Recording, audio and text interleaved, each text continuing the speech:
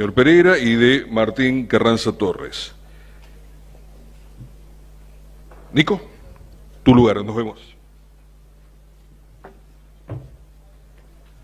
Buenas, primero que nada queríamos recordarle que Seguridad Nacional nos solicitó que desocupemos el salón a las 13 horas. Por cuestiones de seguridad no puede quedar nadie. Entre otras cosas, la gente que dejó su auto estacionado en el pasto, por favor, si lo pueden correr. Y ahora sin más, me gustaría presentar a un amigo de la casa, a un contador público especialista en impuestos, se dedica a ser asesor tributario, nuestro amigo acá, Lisandro Balestra.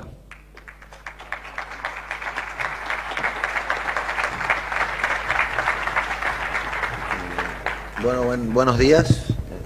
Sí. Para adelante, para atrás y para apuntar. Bueno, no sé si no hace falta que me siga presentando. No, está bien, hablo acá, no hay problema.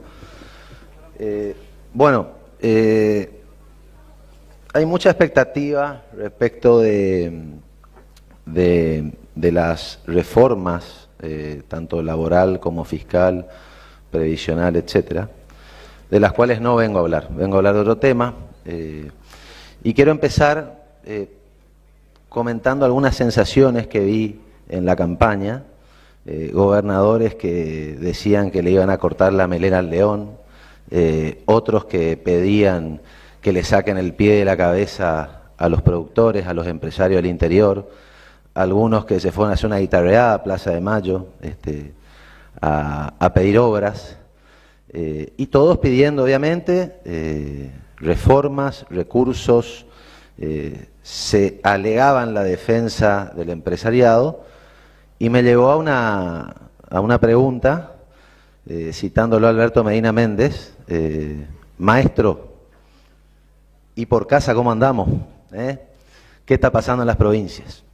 Bueno, voy a estructurar la charla de esta manera. Voy a hablar primero de los impuestos provinciales y luego voy a hablar de algo mucho más engorroso, que son los regímenes y las regulaciones que establecen las provincias en la región, que creo yo que son muy importantes de entender y de trabajar. ¿Ok? Los impuestos provinciales son los más nocivos principalmente, impuesto de sellos e impuesto a los ingresos brutos. El impuesto de sellos es un impuesto que grava, o sea, como explicó recién el de la Federación del Chaco, que grava cualquier instrumento que pueda llegar a firmarse entre dos privados, de cualquier contrato u instrumento oneroso. ¿Qué es esto? La provincia viene y grava el acuerdo entre dos personas para hacer algo. Nosotros pagamos impuestos de sellos en los alquileres de nuestros departamentos, un arrendamiento de un campo, algún contrato financiero que uno pueda hacer para apalancar su empresa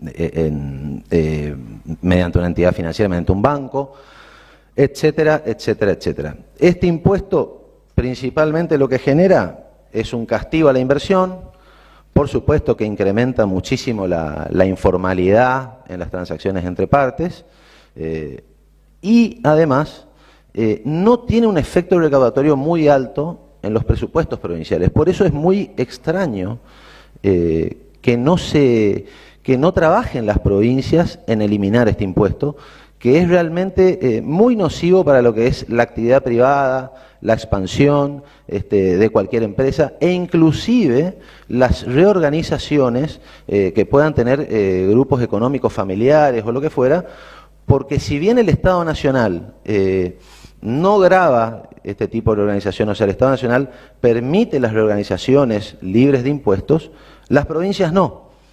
Y terminan siendo un impedimento y una barrera muy importante para la dinámica que pueden tomar los negocios de los privados, ya sea reorganizándose o tomando otro tipo de formas.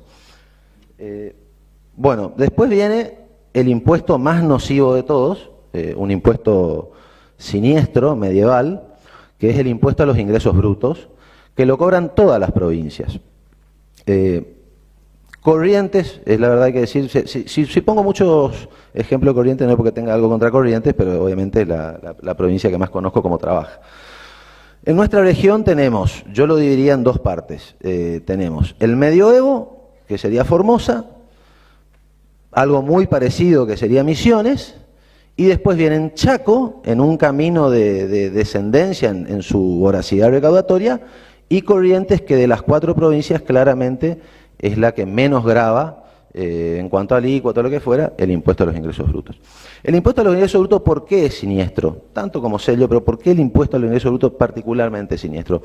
Porque grava, la actividad económica grava cualquier tipo de venta sin que el contribuyente, a diferencia del IVA, por ejemplo, se pueda tomar el crédito fiscal, o sea, se pueda tomar el gasto, y a su vez no tiene ningún tipo de análisis de la capacidad contributiva que tenga esa persona. Por lo cual, vos podés estar pidiendo mucha plata, pero si vos vendiste 100 pesos, vas a pagar impuestos a los ingresos brutos por los 100 pesos, sin importar si te alcanza para pagar los sueldos, si vas a tener una utilidad para pagar impuestos a las ganancias. En el IVA, por ejemplo, uno, si compró más de lo que vendió, no paga el IVA. Básicamente, ¿no? Simplificando. Bueno, el impuesto a los ingresos brutos no tiene en cuenta eso. Entonces, ¿cuál es el problema del impuesto a los ingresos brutos? Grava toda la cadena de valor, distorsiona todos los precios de la economía e incrementa enormemente la cadena de precios. Ahora vamos a ver un gráfico donde se los voy a mostrar. A su vez, como lo cobra cada provincia, hay una barrera muy importante que no está dado por el impuesto en sí, sino por los regímenes de recaudación, que genera un impedimento a que las empresas puedan expandirse y puedan trabajar interjurisdiccionalmente, que es el famoso convenio multilateral. Yo les puedo dar fe de que hay muchas empresas que deciden no trabajar en determinadas provincias por los regímenes de recaudación que implica meterse en el convenio multilateral, ya que es un castigo muy fuerte al flujo de negocio. Bueno, después, bueno, como las provincias no les alcanzaba con cobrar impuesto de sellos y a los ingresos brutos, que sería el impuesto a la venta, se les ocurrió una genialidad, que es cobrar el impuesto a la compra. El impuesto a la mera compra sería, en casos como en Corrientes, no lo cobran todas las provincias, hay que aclararlo, lo cobran la mitad de las provincias más o menos. El impuesto a la mera compra, en Corrientes, por ejemplo, se estableció con el objetivo de proteger la industria, que no tenemos, ni vamos a tener con estos impuestos, y decidió gravar a todo tipo de producto primario que salga sin procesarse de la provincia. Obviamente el hecho imponible recae en el comprador, pero como cualquier otra ley de mercado, termina cayendo en el productor que lo vende, se lo traslada a precios. Y ahí encontramos una barrera muy importante, o algo que nadie habla, que es la limitación que le generó a una provincia como Corrientes en la demanda de sus productos primarios. Hay muchas empresas que deciden no comprar en Corrientes por la inestabilidad jurídica que le generaría esto, porque se vuelven contribuyentes indirectos de la provincia, lo que abre un marco de litigios y de fiscalizaciones y de lo que fuera. Por ende, este es un impuesto bastante nuevo respecto del impuesto a los ingresos brutos, que no lo cobran todas, pero que genera, obviamente, muchas más limitaciones en la posibilidad de explotar nuestros mercados. Asimismo, otras provincias que no lo cobran, por ejemplo Misiones y Formosa, inventaron una figura, en realidad no es una figura, pero inventaron una especie de aduana donde los sujetos no inscriptos que no tienen actividades en esa provincia, pero que comercian con sujetos inscriptos, es decir, con misioneros, tienen que pagar un impuesto a los ingresos brutos, que supuestamente sería como un pago a cuenta o lo que fuera. Esa es una distorsión adicional porque incrementa el costo fiscal de ingresar un producto. Yo no sé si ustedes saben, en provincias como Misiones y como Formosa, cualquier producto que uno lo compara con Misiones, Chaco u otras provincias, es más caro, porque tiene estos costos de ingresos. Es más caro, realmente es más caro. Hay empresas que por distintos tipos de organizaciones trabajan en toda la región y ellos mismos te lo dicen que los productos que ellos venden allá son más caros y que es una barrera de entrada para empezar a trabajar. Por lo cual, las provincias no tuvieron mejor idea que, además de incrementar y distorsionar la cadena de valor, ahora generaron aduanas donde ellos tienen el poder público. ¿Qué pasó con eso? En Formosa, por ejemplo, uno no puede entrar si no paga, y hubo una empresa correntina que hizo un planteo ante la justicia federal donde alegaba que le estaban violando el derecho constitucional de la libertad de comerciar y de transitar. El nombre de la empresa es muy difícil, entonces no lo quiero decir para no hacer papelones. Pero bueno, ahora la Corte Suprema tomó este caso, que es muy raro encontrar soporte en la justicia federal que permita litigar contra las provincias. Tomó este caso y lo resolverá. Veremos qué pasa, pero es una novedad, ya que uno directamente hay determinadas provincias donde no entra si no paga.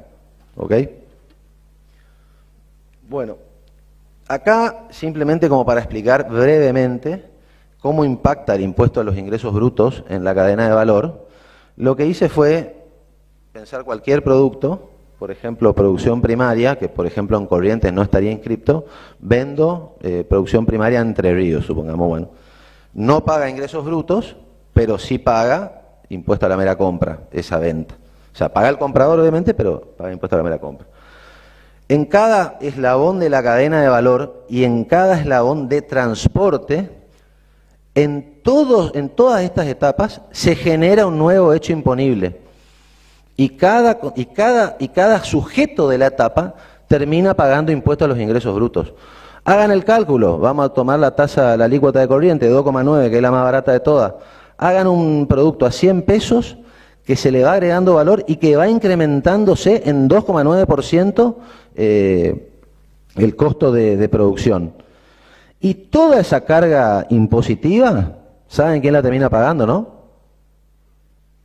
La gente.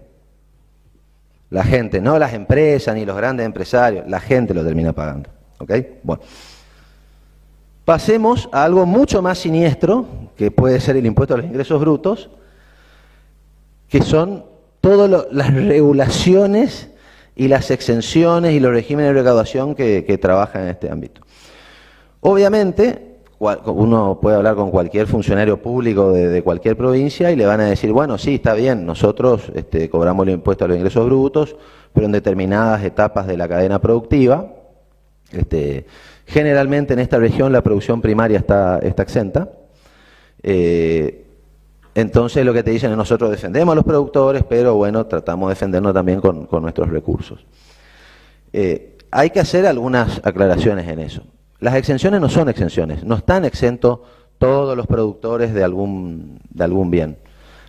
En realidad se establecen alícuotas ceros, que uno las tiene que pedir constantemente porque se pueden caer por cualquier cuestión. Supongamos un productor rural puede deber el impuesto inmobiliario y se le cae la alícuota cero y automáticamente en cualquier tipo de transacción que efectúe va a terminar pagando impuestos a los ingresos brutos por más que esté exento. Y después también lo que tenemos es una alta discrecionalidad, por ejemplo en impuesto de sellos, porque las exenciones de sellos uno las tiene que solicitar. No hay exenciones como puede ser en ingresos brutos, es un poquito más dinámico.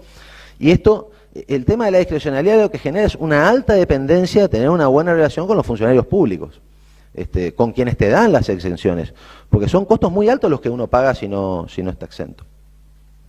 Por lo cual, uno lo que propone, dice, bueno, ya me está por arrancar la cabeza, con sello, con impuesto al ingreso bruto, con sujeto no inscripto, con la aduana, con esto, con lo otro, la aduana interna obviamente.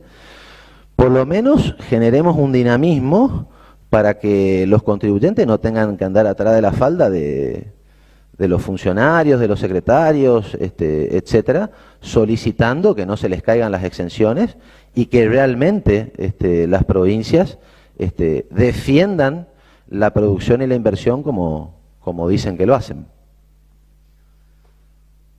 Esto obviamente genera otras trabas que son, al haber tanta inestabilidad y tanta poca previsión, genera dificultades en el desarrollo de los nuevos negocios, sobre todo si uno quiere trabajar con distintas provincias. Si uno piensa expandir su empresa y salir a nuevos mercados, esto es una gran limitación.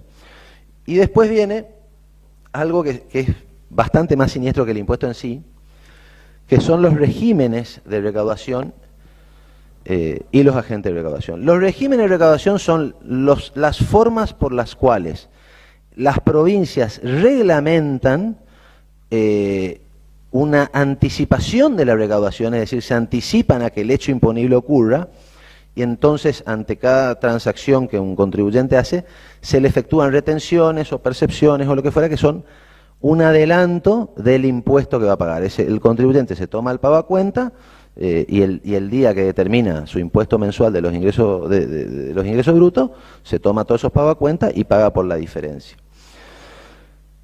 Y bueno, los agentes de recaudación serían los empleados del Estado, que las provincias determinan, es decir, cualquier empresario, si cumple con determinados parámetros de facturación o actividad o lo que fuera, el Estado le dice, vos a partir de ahora sos mi empleado y recaudás por mí y efectuás retenciones y percepciones, etcétera. Bueno, los regímenes de recaudación, el punto más importante o el más conocido y que creo que es el más costoso o el más difícil de trabajar y demás, es el sistema de recaudación mediante las entidades bancarias, en lo que sería en convenio multilateral el famoso CIRCREP, que rogamos que se elimine o se prohíba de alguna manera.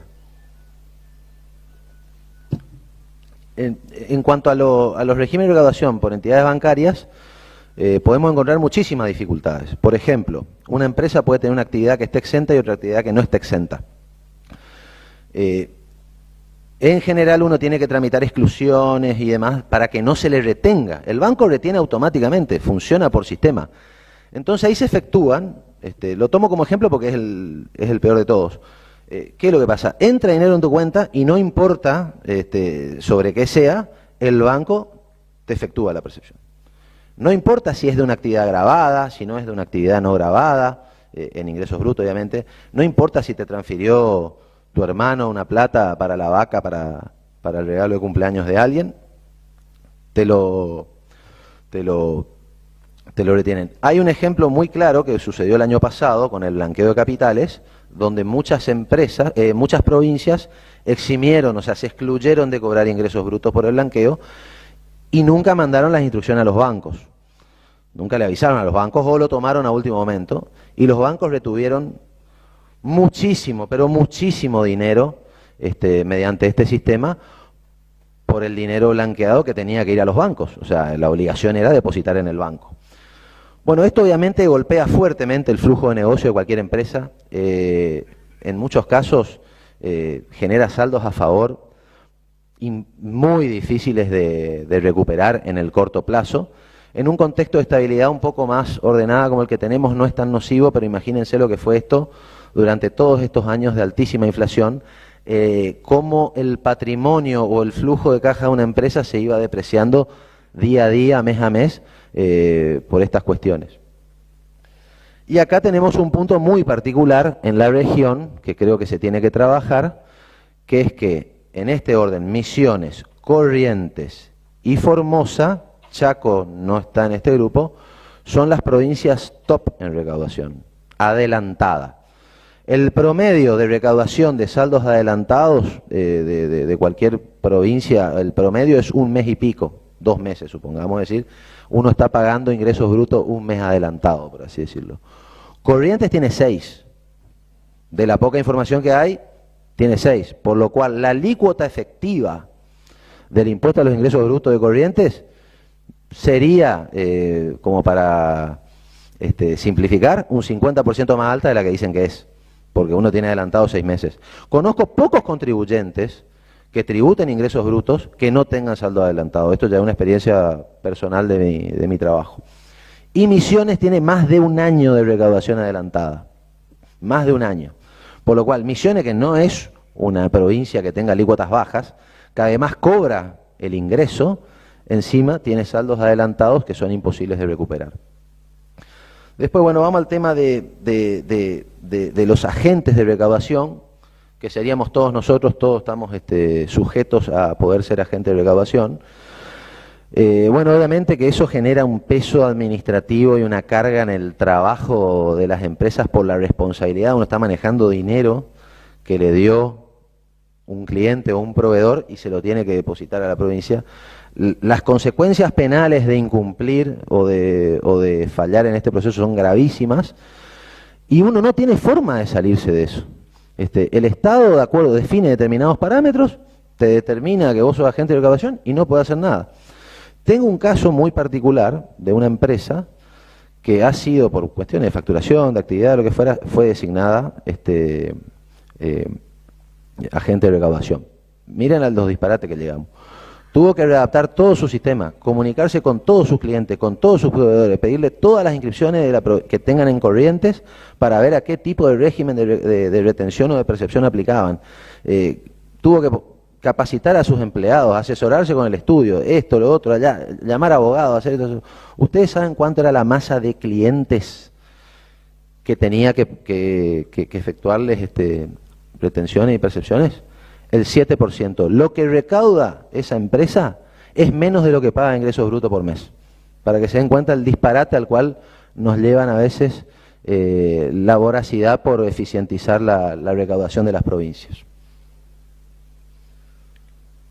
Bueno, esto es lo último, por así decirlo, de estos regímenes y todas estas marañas, que son las devoluciones de saldo a favor.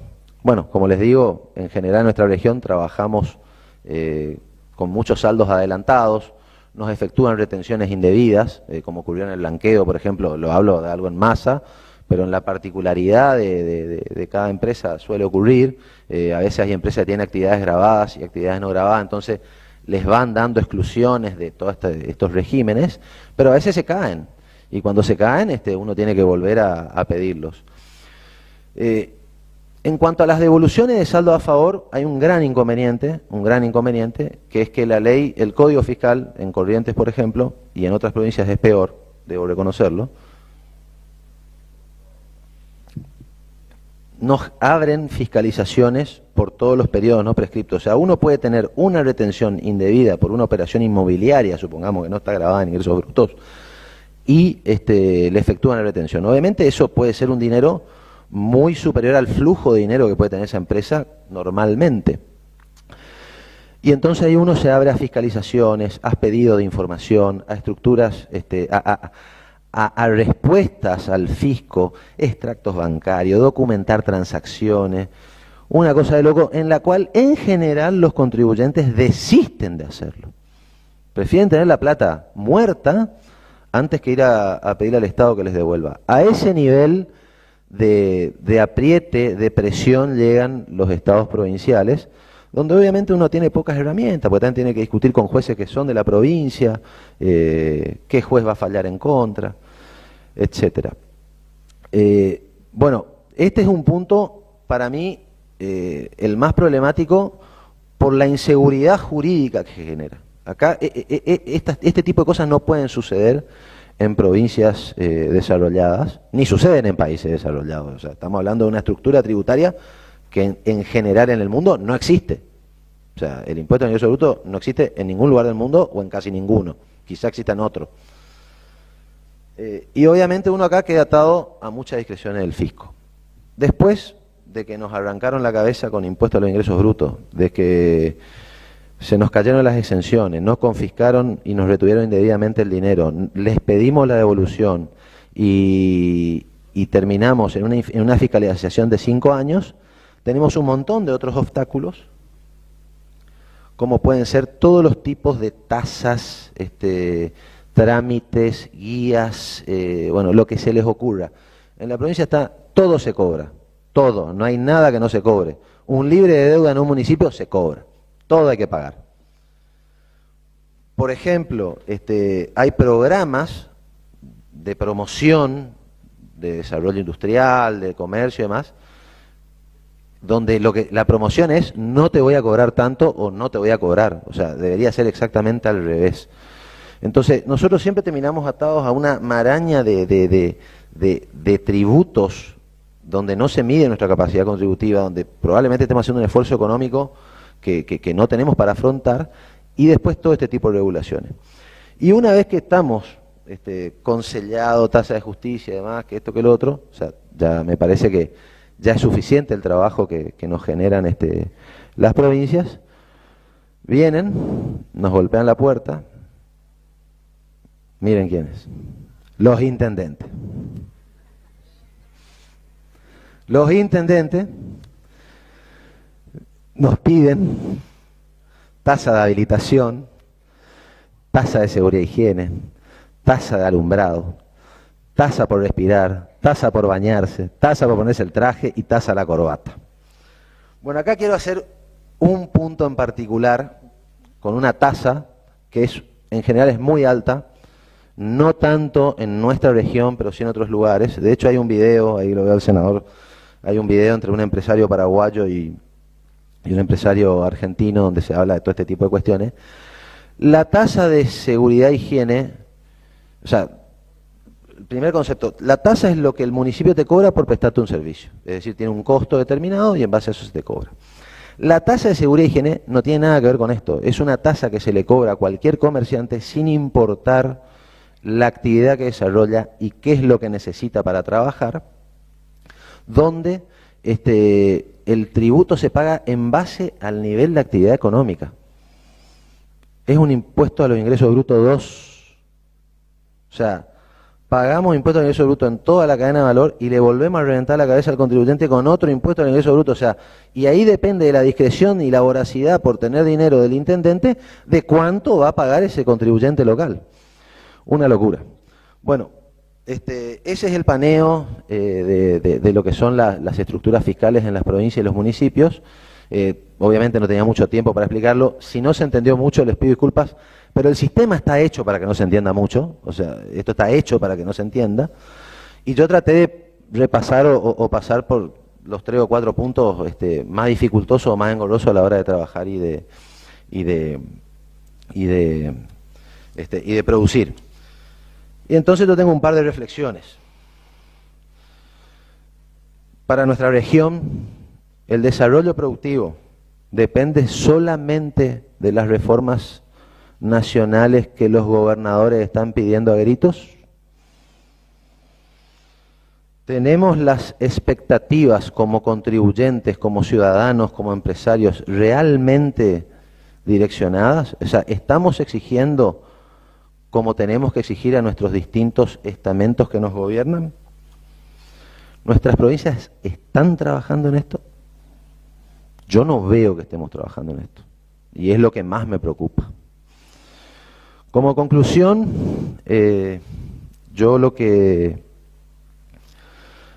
creo es que en nuestra región por lo menos deberíamos analizar la estructuración tributaria o analizar la posibilidad de desarrollo y de ir liberándonos de esto en 2 bloques, como dije, Formosa y Misiones por un lado y Chaco y Corrientes por el otro, porque claramente tienen un sistema o un peso en la recaudación distinto y se diferencian y lo hacen, y lo cual es para ponderar. Ahora bien, esto no va a llevar poco tiempo. Estamos hablando de un peso en el presupuesto de las provincias muy alto. Hay provincias que no, que tienen una ventaja. Corrientes es una de ellas. Hay otras provincias del norte, no del NEA, pero sí del norte, como Catamarca, además, que los tributos provinciales no pesan tanto en su presupuesto, por lo cual tienen una ventaja y tienen una posibilidad enorme de convertirse en provincias mucho más libres que sus provincias vecinas, provincias que pueden llegar a competir con ellas y demás. Por lo cual yo creo que... por lo cual yo creo que si hay voluntad... si hay voluntad política, Corrientes, por ejemplo, tiene la posibilidad de ser una de las provincias más libres de la Argentina y liberar su fuerza de la producción para que nos larguemos todos a trabajar y a competir. Sería nivelar la cancha para poder competir con otros mercados mucho más grandes, como pide el empresariado. Hoy hablaban de eso acá. Creo que se necesita, sí, obviamente, voluntad política. Creo que Misiones y Formosa están muy complicadas, muy complicadas para salir de esto, muy complicadas. Y el Chaco ya empezó. El Chaco ya el año pasado trazó un plan, bajó sus alícuotas, como comentaron hoy en la disertación, y tiene la posibilidad de seguir ese camino. Yo en particular de Corrientes creo que el esfuerzo no es tan grande, se puede hacer un plan bueno, impuesto de sello, por ejemplo, se puede eliminar tranquilamente, no tiene impacto en el presupuesto, es menos del 1% del presupuesto provincial. Ingreso bruto tiene un peso alto, pero no como el de todas las provincias, y ordenándose un poco puede ir hacia un plan de activación, de reactivación económica. Yo creo que si no se modifica esto, nuestro desarrollo va a ser a medias. Obviamente no nos incluye solamente a nosotros como región, sino a todo el país, pero sí necesitamos exigir, así como se exige y le van a cortar la peluca al león, y se van y le hacen marchas y esto y lo otro, así como se exige al gobierno nacional, que intenta cumplir, que trata de dar estabilidad, nosotros debemos dar previsibilidad, orden y liberar nuestras fuerzas productivas. Muchas gracias. ¡Viva la libertad, carajo! Y que la fuerza del cielo los acompañen.